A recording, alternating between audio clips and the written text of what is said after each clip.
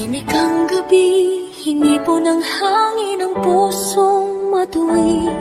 Isang anghel ang dumating, malumanay na kinausap si Jose sa isang panaginip. Ang anghel, dalhin mo ang bata at ang kanyang ina. Tumakas ka patungo ito at hintayin ang araw na sasabihin ko sa'yo.